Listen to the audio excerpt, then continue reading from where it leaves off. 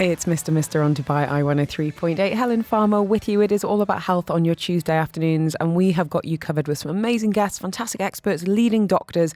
So if any of these topics have got you asking questions, get in touch. We've got free clinics. This is your platform to get your point across, your experiences, your concerns. Just pick up the phone, 4001. You can use your ARN Play app, of course, and the WhatsApp. I know, we now have WhatsApp, 04 871 5500. So you haven't saved that number yet, pop it in your phone. Healthy habits on Afternoons with Helen Farmer.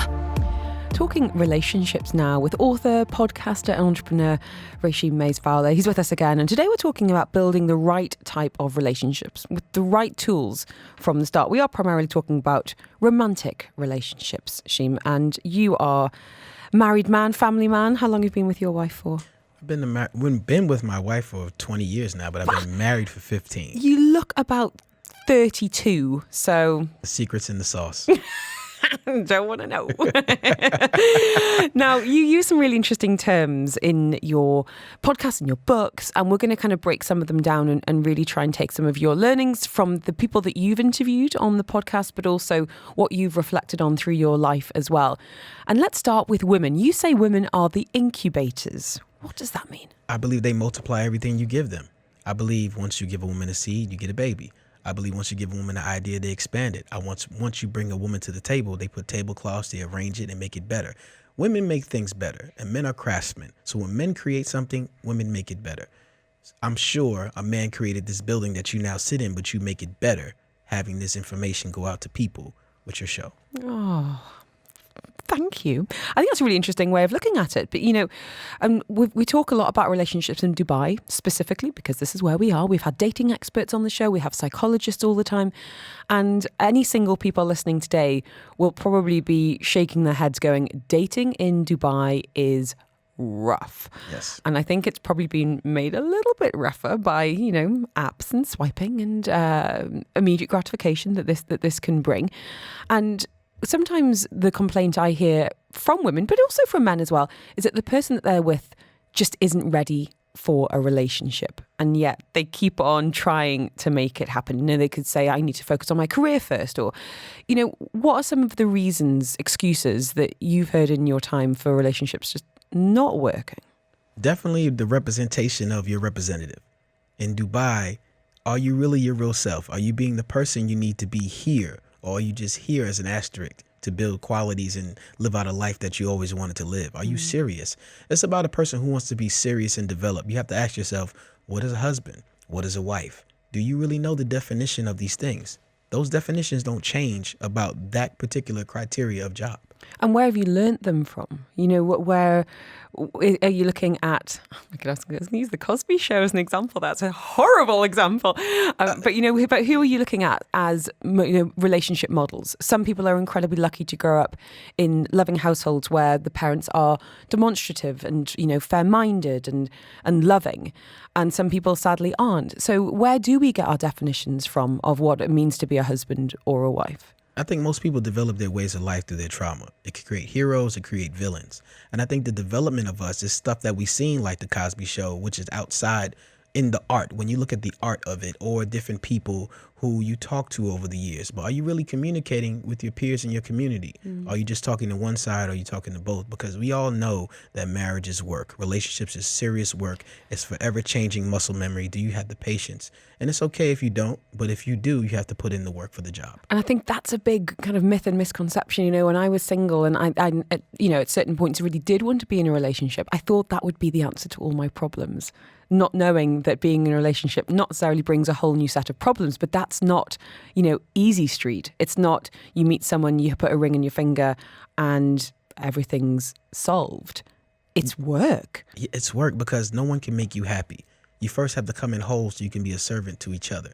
And I think the development of that, and now we're having more of an understanding that we need to be understanding of ourselves and what we really are bringing to the table. Self-awareness. Self-awareness.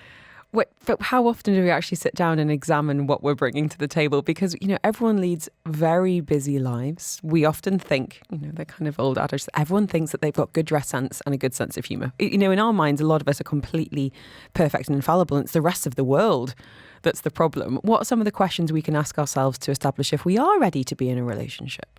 The table. When I talk about the tables, what are you training yourself for? Like I said earlier, men are craftsmen, women are incubators. What type of table are you preparing as a man for a woman to take and make it better, put a design on it? As a woman, what type of size table are you looking for? Remember, the larger the table, the more people might sit there. So the actual development of everything, you have to understand the structure and the foundation. When you develop yourself in a way that you understand life and understanding, you have to understand even more that you're going to learn more every day. You've said that, the man must have purpose with a plan, and he should consider being with a woman in a marriage capacity and finding that purpose before taking on a wife and a family. Can you expand on that a little bit? It depends on what religion you come from or what base you base yourself on, but it says to work the land first. You work the land, you find your purpose, and then you're able to provide and provide protection and be a servant. And that's what it's all about. Order. It has to be in that order. If it's not in that order, you're going to find yourself in situations that are not part of the recipe for success. We're in conversation this afternoon with podcaster, entrepreneur and author Rasheem Mays-Fowler. Let us know your thoughts on this. What were some of the questions that you asked yourself and each other before you committed to marriage? And what should we be asking before the ring goes on the finger? We're talking about that. Plus, breaking down what are table manners when it comes to relationships. More of Afternoons with Helen Farmer is coming up next. On the UAE's #1 With Helen Farmer. on Dubai Eye 103.8. So I've got a question for you this afternoon, and lots of you getting it right. Imran, Zishan, Perry, Mooney, Peter, Glenn, many others all know what a golden duck is. When it comes to cricket, that is. Is it when a batsman is out first ball or when he or she is out second ball? Your guess and your name first, second, put a 1, put a 2, but do put your name on this message and you'll automatically be in the draw, if you get it right, to win a pair of tickets to the finals of the Fairbreak Invitational. It's happening this Sunday. It's the latest showpiece event in a global movement to promote equality for all. So some of the world's leading female cricket players coming together in Dubai. And this is the culmination of a 2-week tournament. We'd love you to go along, but you've got to tell me what a golden duck is to win. Healthy habits. On Afternoons with Helen Farmer. We're talking relationships with author, podcaster and entrepreneur Rasheem Mays-Fowler. He's with us again and talking about building the right kind of relationships with the right tools from the start, and attitude being one of those big tools, but also perhaps knowledge and some of the questions we could be asking ourselves and others to make sure we're ready to be in a committed relationship. Now, you talk about a couple of different terms.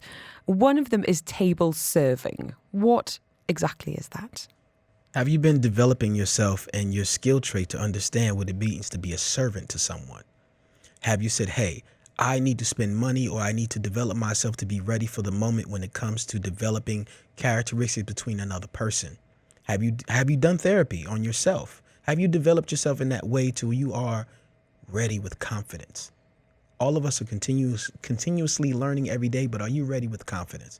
And when you do those things and you develop your way of life into a person, you have to understand that they're going to take on each other's traits, but you have to understand you want to give them the good traits, not Yes. develop the bad ones. Well, that's interesting. You used the word whole before, and we often hear this phrase, he or she is my other half, and you're saying you need to come to a relationship whole. And Yes. do the work. And that's not to say, you could do this forever. You could be doing therapy until the day you die. But when it comes to feeling ready to be with someone wholeheartedly and for the right reasons, it's a big decision. And I think, unfortunately, we see marriages breaking down all too frequently now. And a lot of it is because, people not sharing the same values or having shocks in that relationship.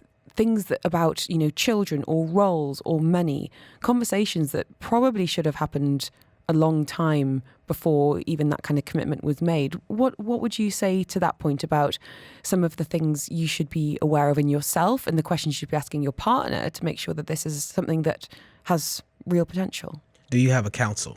That's what I ask myself. Do I have a person or people I can go to who have experience in the situation? Do you change your communicative outlook? Do you leave your area to find out a different perspective to understand what you're getting yourself into?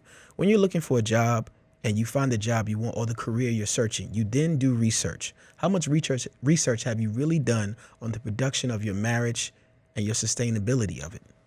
Because that's exactly it, isn't it? As I said earlier, you kind of think, okay, well, I'm going to meet someone and that's going to be it.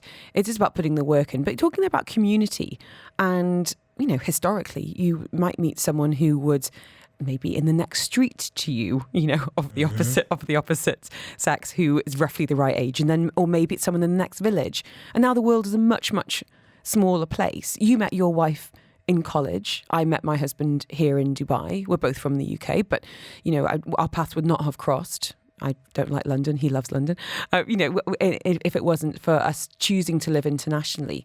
Why do you think it is so important to be, as you say, researching or looking outside of your immediate comfort zone or echo chamber to find somebody? There is nothing new under the sun. What you need to know and the information that you need to understand is there. You just have to have the mind capacity to understand, hey, I need to research it. Some of us don't think that we can find exactly what we need from the right person. Mm-hmm. It's about the message. It's not about the character of the person. You get the information from the person, then you do your research behind it to understand yourself even more of what you need to take away from this information. You find the people who've done it, even the people who have failed at it, because they still have information that you need. Mm-hmm. Now, table manners. What does that mean in your world, Sheem? Table manners is respect, integrity, and development. When we look at the table, what we bring to the table in these relationships, like I said, women are incubators. A man is the craftsman. He's going to bring a table.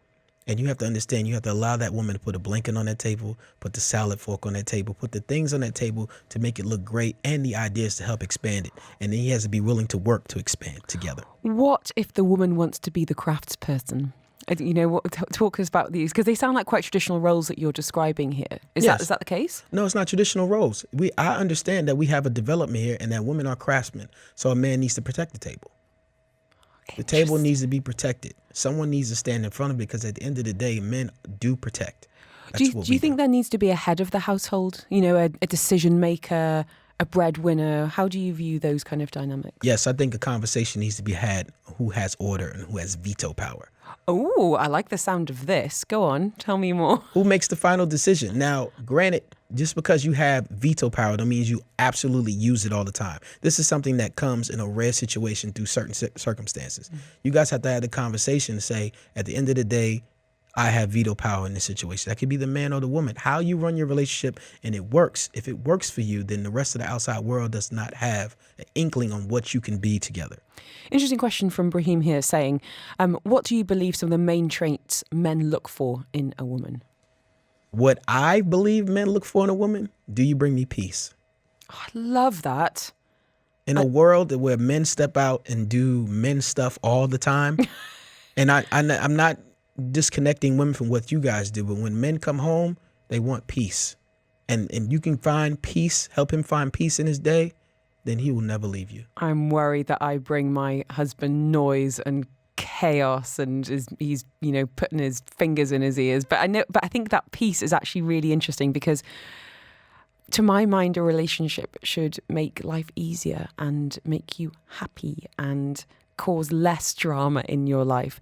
And there are others, and we see it all the time, and it can be in media, it can be in our friendship or our families, where it's just combative and stressful and difficult, just so hard. And I'm just a firm believer life is too short. So yes, it might be noise peace, but maybe it's content. Well, as a man, if you don't get to do what you love when you walk out the door, every time you walk out, you're going to feel like you're at war. So when you come back from wartime, all you want is peace. Mm-hmm. You need to make that home. And the same for women. We want to come home and feel safe. We want it to be a sanctuary. We want it to be somewhere where we feel, I think everybody does, where you're free to be you and you're going to be supported and listened to. And I think, as I said earlier, so many of us are so busy now. I see an awful lot of people, whether that's through social media posts or people around me, feeling like they're not turning towards their partners enough. I'm trying to think how to phrase it, but having conversations that are just these, and I do it, of course, these snatched to-do lists. Did you do this? Did you call that? Remember, we've got this on. And it's this kind of exchange of information and, instruction. And when it comes to having an open-hearted conversation, you've also got things going in your mind, which is like, okay, I've got to do this, and I know this is important, but can you hear that child crying and the doorbell's going? How can we protect our relationships and find these pockets of time to really put each other first? You have to really analyze your partner and understand when they're tired. You can have roles where, in my house, I always take the garbage out, but there are moments where I just don't feel like taking the garbage out. And my wife recognizes that, and she'll go and take the garbage out just to give me some reprieve. Sometimes people need reprieve. Sometimes people need to relax and get out of that. I usually do most of the cooking in my house. Not to say my wife can't cook. I just love to cook. And I wash the dishes, and I develop myself that way too. She's taught me how to wash dishes and cook at the same time. I grew up in a house where whoever cooked, well, the other people washed the dishes, but I was taught something else, and I was willing to learn that to give her reprieve, to be able to go do other things to develop our family. You have to understand what reprieve looks like when time to be friends, when it's time to be lovers, and when it's time to be business partners. All of those things involved in relationship talk.